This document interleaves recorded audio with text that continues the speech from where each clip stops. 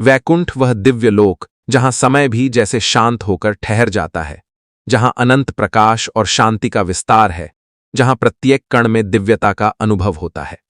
उसी वैकुंठ धाम में एक दिन ऐसी घटना घटी जिसने आने वाले युगों की दिशा ही बदल दी। भगवान विष्णु के वक्षस्थल पर किया गया वह अकल्पनीय प्रहार, क्या वह केवल एक ऋषि की परीक्षा थी या फिर अहंकार की अंतिम सीमा? और यदि वह केवल परीक्षा थी, तो फिर उसी क्षण ऐसी कौन सी दिव्य लीला आरंभ हुई जिसने स्वयं भगवान विष्णु को वैकुंठ छोड़कर पृथ्वी पर आने के लिए विवश कर दिया? क्या एक सर्वशक्तिमान ईश्वर भी मानव शरीर धारण करके भूख, प्यास और पीड़ा सहने के लिए तैयार हो सकता है? और यदि हां, तो वह कौन सी करुणा थी जिसने भगवान को ऐसा करने के लिए प्रेरित किया? इन प्रश्नों के उत्तर छिपे हैं एक अद्भुत पौराणिक कथा में, जो भक्ति, प्रेम, त्याग और दिव्य लीला का अनुपम संगम है। भगवान वेंकटेश्वर अर्थात श्रीनिवास के अवतरण की कथा। तो एक बार फिर आप सभी श्रद्धालु भक्तों का हमारे चैनल टेलविल पर हृदय से स्वागत है। दोस्तों, भारत की पवित्र आध्यात्मिक भूमि पर आंध्र प्रदेश की 7 दिव्य पहाड़ियों पर स्थित तिरुमला वेंकटेश्वर मंदिर आज केवल एक मंदिर नहीं, बल्कि करोड़ों भक्तों की अटूट आस्था का केंद्र है।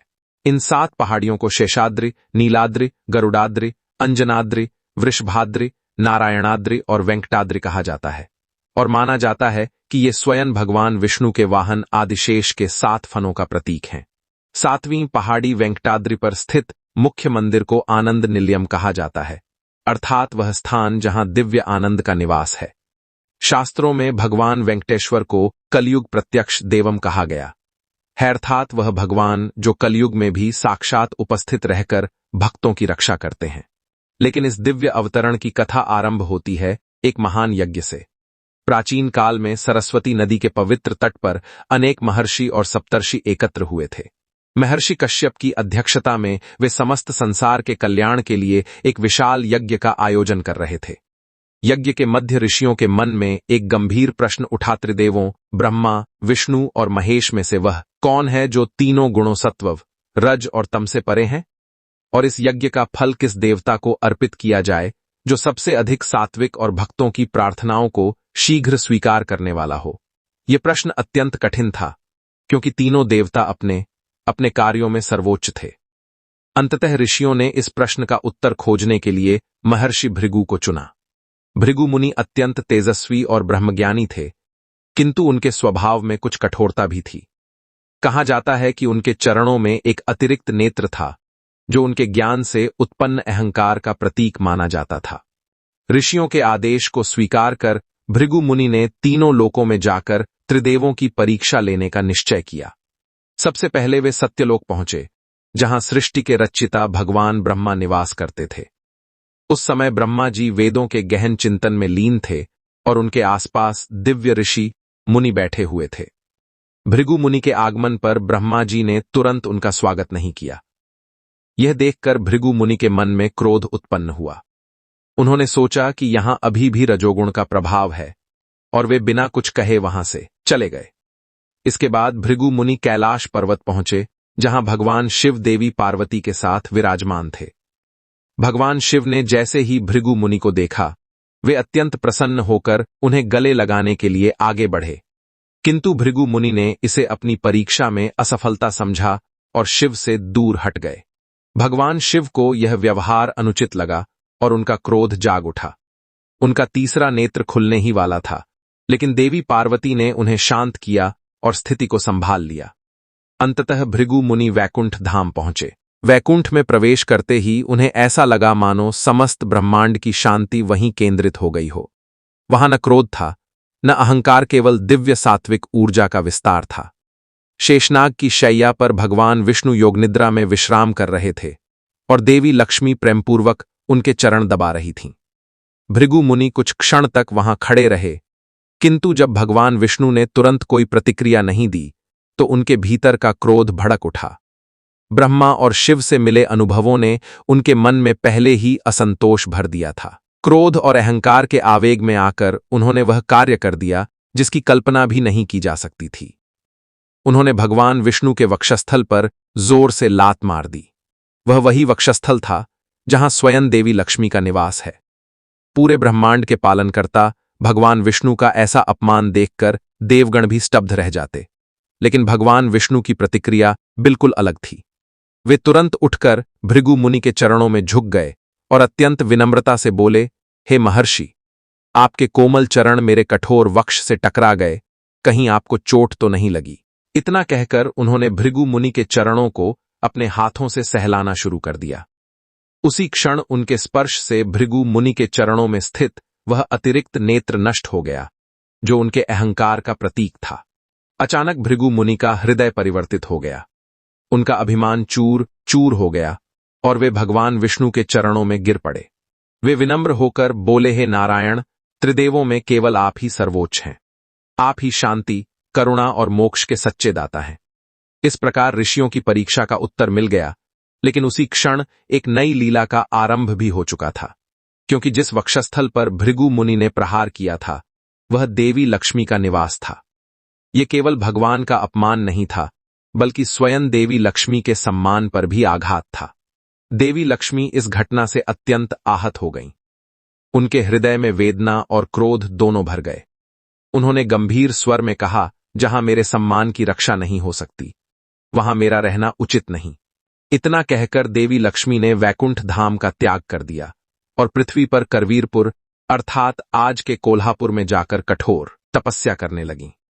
देवी लक्ष्मी के बिना वैकुंठ का वैभव भी फीका पड़ गया। समृद्धि और सौभाग्य की अधिष्ठात्री देवी के बिना वह दिव्य लोक भी सूना लगने लगा। भगवान विष्णु भी लक्ष्मी के वियोग से अत्यंत व्याकुल हो उठे। अंततः उन्होंने एक ऐसा निर्णय लिया जिसने आने वाले युगों की कथा को बदल दिया। उन्होंने वैकुंठ छोड़कर पृथ्वी पर अवतार लेने का निश्चय किया। देवी लक्ष्मी की खोज में भगवान विष्णु पृथ्वी पर आए और शेषाचलम की पवित्र पहाड़ियों में पहुंचे। तिरुमला के वनों में उन्होंने एक वाल्मीकि अर्थात चिंटी की बांबी को अपना आश्रय बनाया और वहीं तपस्या में लीन हो गए।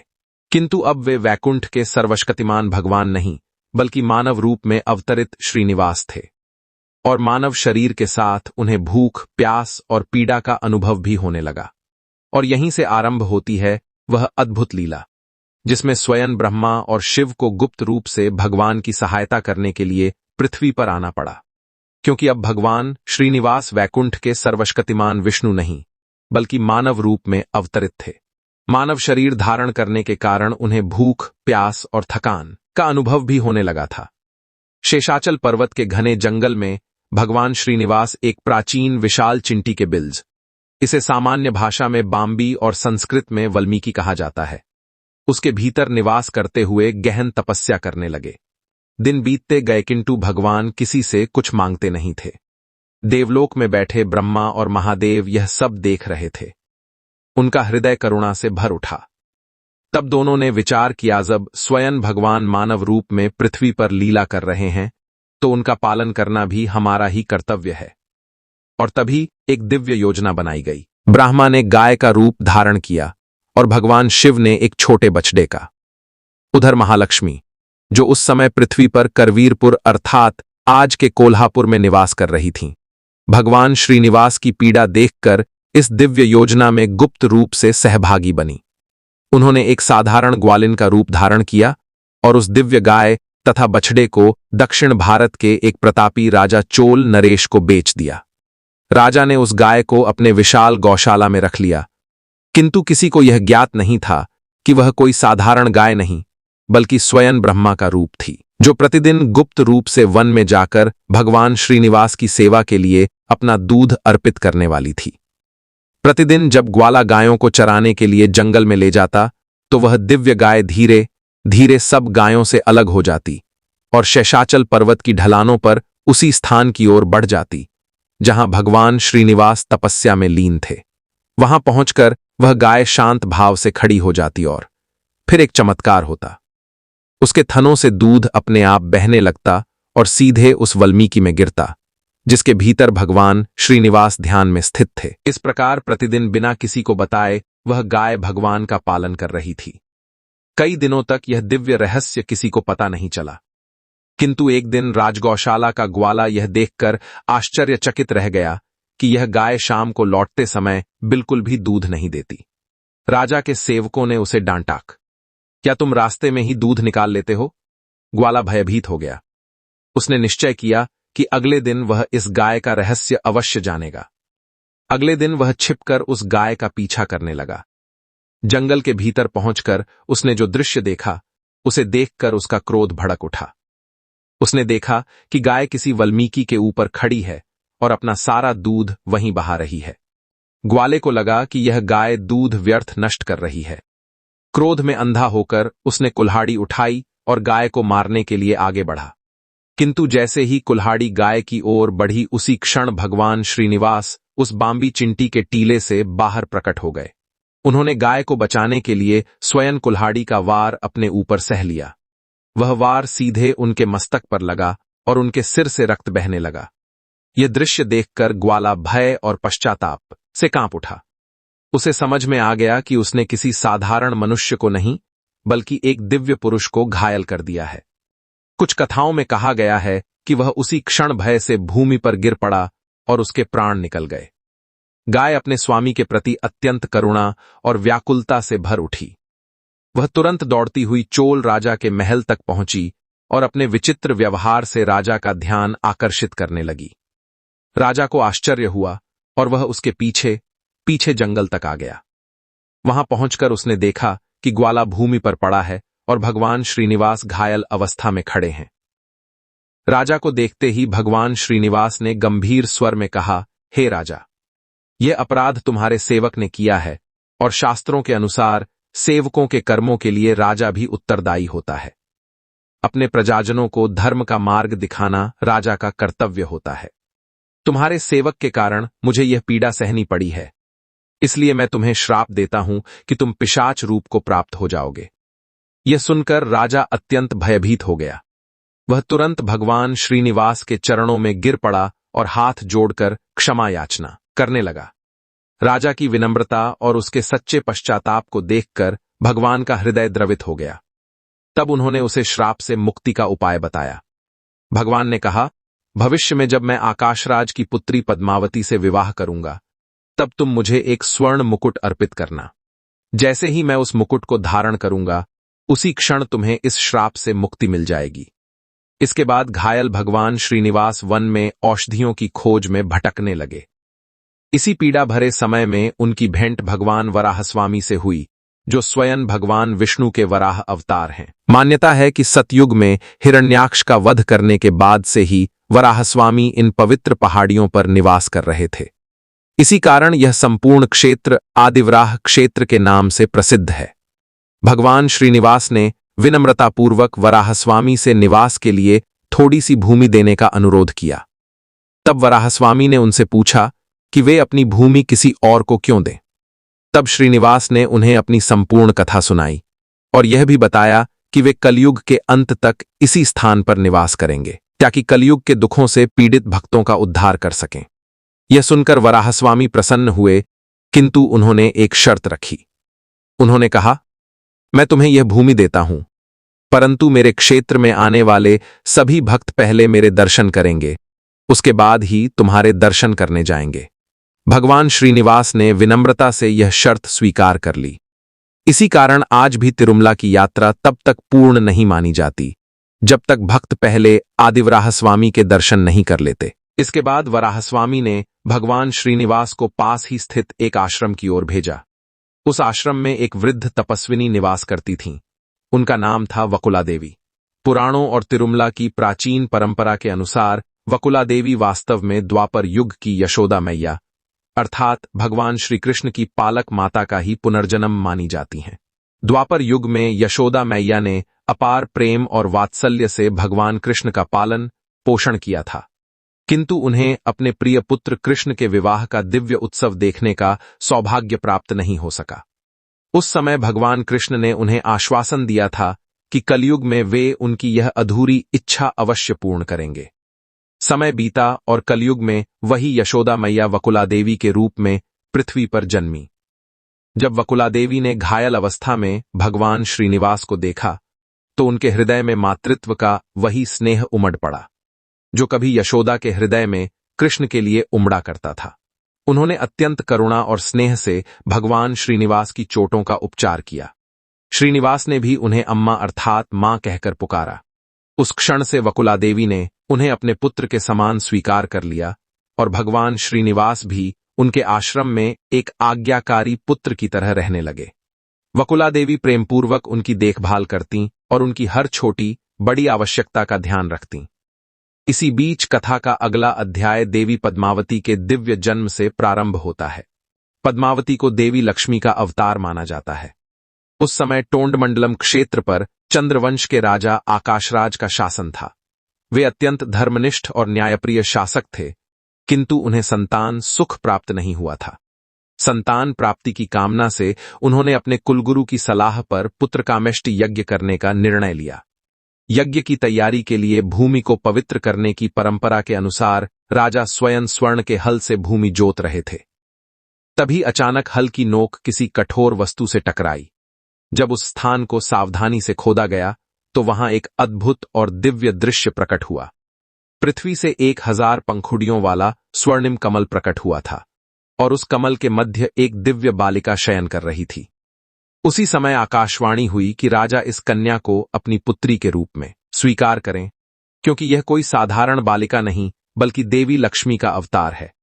चूंकि उस दिव्य कन्या का प्राकट्य कमल अर्थात पद्म से हुआ था, इसलिए राजा ने प्रेमपूर्वक उसका नाम पद्मावती रखा। समय बीतता गया और पद्मावती बड़ी होने लगी। उनके सौंदर्य, सौम्यता और दिव्य गुणों की चर्चा धीरे धीरे पूरे राज्य में फैलने लगी। उधर भगवान श्रीनिवास वकुला देवी के आश्रम में रहते हुए समय समय पर वन में भ्रमण और आखेट के लिए जाया करते थे।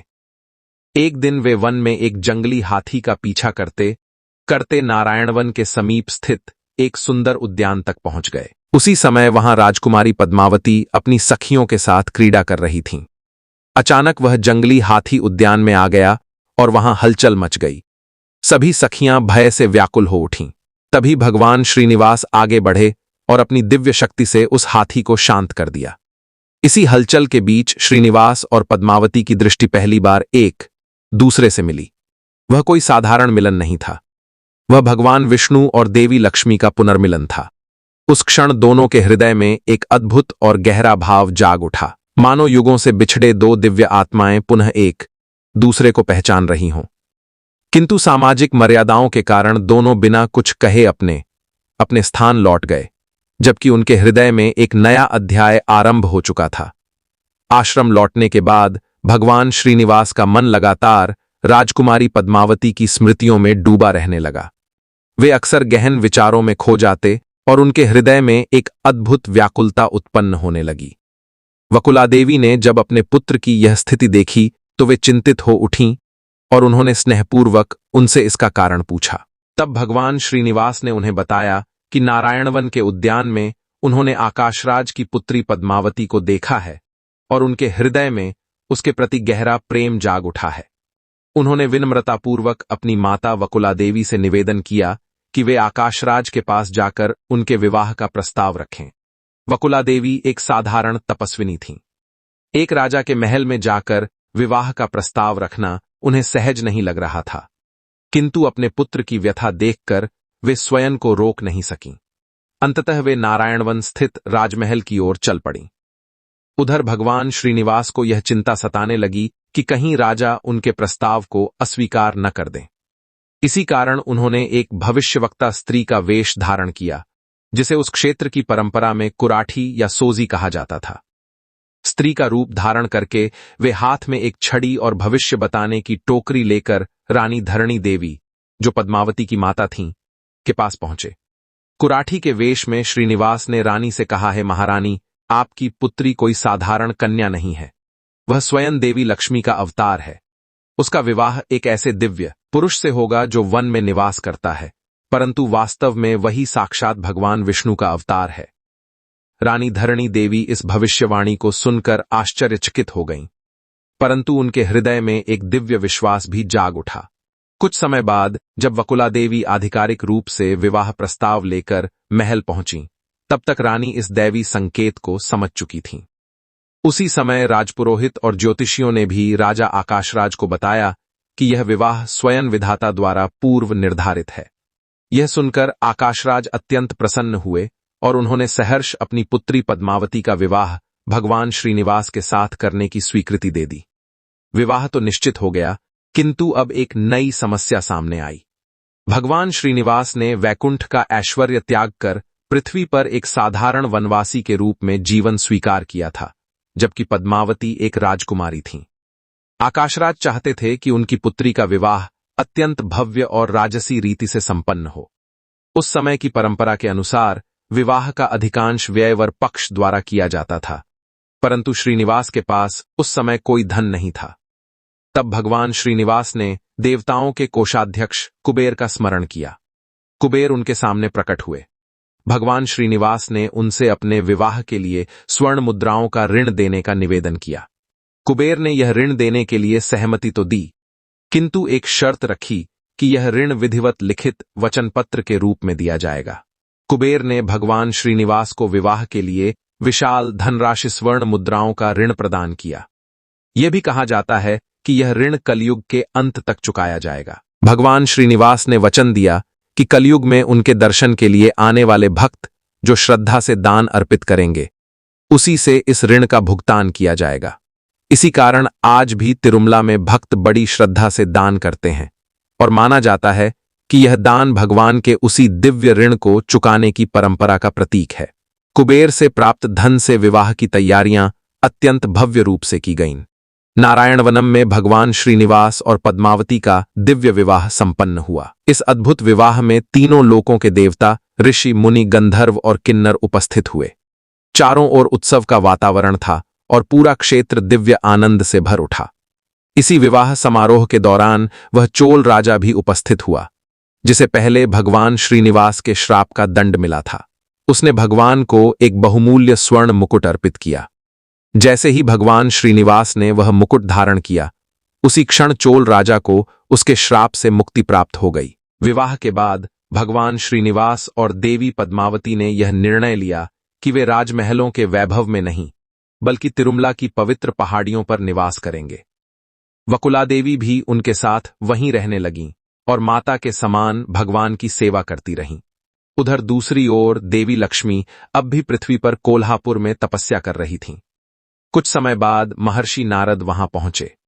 नारद मुनि सदैव भगवान की लीलाओं के विस्तार में महत्वपूर्ण भूमिका निभाते हैं। उन्होंने मुस्कुराते हुए लक्ष्मी जी से कहा, माता, आप यहां तपस्या में लीन हैं और उधर तिरुमला में आपके स्वामी भगवान श्रीनिवास ने पद्मावती नाम की राजकुमारी से विवाह कर लिया है। यह सुनते ही देवी लक्ष्मी के हृदय में आश्चर्य और क्रोध दोनों उत्पन्न हो गए। वे तुरंत तिरुमला की ओर प्रस्थान कर गईं। जब वे वहां पहुंचीं, तब उनका सामना भगवान श्रीनिवास और देवी पद्मावती से हुआ। लक्ष्मी जी ने गंभीर स्वर में कहा, प्रभु, मैं आपकी अनादि और नित्य संगिनी हूं। मेरे रहते आपने दूसरा विवाह कैसे कर लिया? तब देवी पद्मावती ने विनम्रता से उत्तर दिया, माता, मैं कोई साधारण स्त्री नहीं हूं। मैं वही वेदवती हूं जिसने त्रेता युग में भगवान श्रीराम से विवाह का वर मांगा था। उस समय भगवान राम ने मुझे वचन दिया था कि वे कलयुग में मुझसे विवाह करेंगे। उसी वचन को पूर्ण करने के लिए प्रभु ने इस युग में मेरा वरण किया है।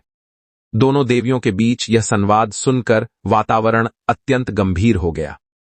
भगवान श्रीनिवास समझ गए कि यह केवल दो देवियों का विवाद नहीं, बल्कि उनकी ही दिव्य लीला का एक चरण है। वे यह भी जानते थे कि कलयुग में मानव जाति अनेक दुखों और संकटों से घिरी रहेगी और उसे ऐसे ईश्वर की आवश्यकता होगी जो सदा पृथ्वी पर उपस्थित होकर भक्तों की रक्षा करे। इसी विचार से भगवान श्रीनिवास ने एक अद्भुत निर्णय लिया। उन्होंने अपनी दिव्य लीला के अंतर्गत स्वयं को एक स्थिर शिला रूप में प्रकट कर दिया, ताकि वे सदैव के लिए तिरुमला में स्थापित होकर भक्तों को दर्शन दे सकें। जब लक्ष्मी और पद्मावती ने भगवान को उस पाषाण रूप में देखा, तो उनका क्रोध तुरंत शांत हो गया और उनके हृदय में गहन करुणा और भक्ति का भाव जाग उठा। उन्हें समझ आ गया कि यह सब भगवान की ही लीला है, ताकि वे कलयुग के अंत तक पृथ्वी पर रहकर अपने भक्तों का कल्याण कर सकें। तब दोनों देवियों ने भी यह निश्चय किया कि वे अपने प्रभु से अलग नहीं रहेंगी। देवी लक्ष्मी भगवान के वक्षस्थल के बाईं और श्रीदेवी के रूप में विराजमान हुईं और देवी पद्मावती भूदेवी के रूप में भगवान के साथ स्थापित हुईं।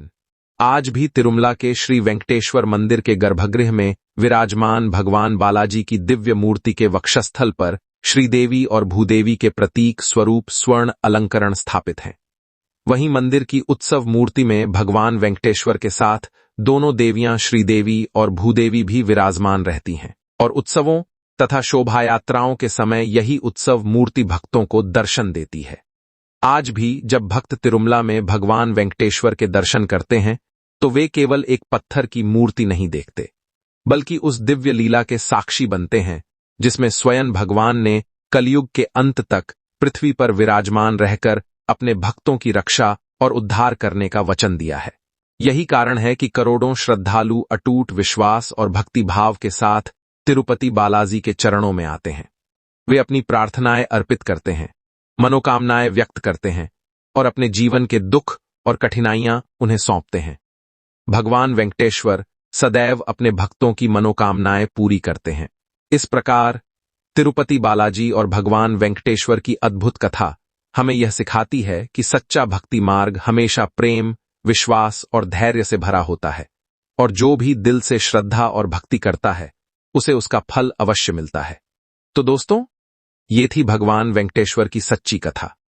अगर आपको यह कथा पसंद आई हो तो कमेंट करके अपना प्रेम जरूर बताइए और इसे अन्य भक्तों के साथ भी जरूर शेयर करें। ऐसी ही और पौराणिक कहानियों के लिए हमारे चैनल टेल विल को सब्सक्राइब करें। बालाजी आपकी हर मनोकामना पूरी करें और जीवन में सुख, शांति और समृद्धि लाएं। धन्यवाद।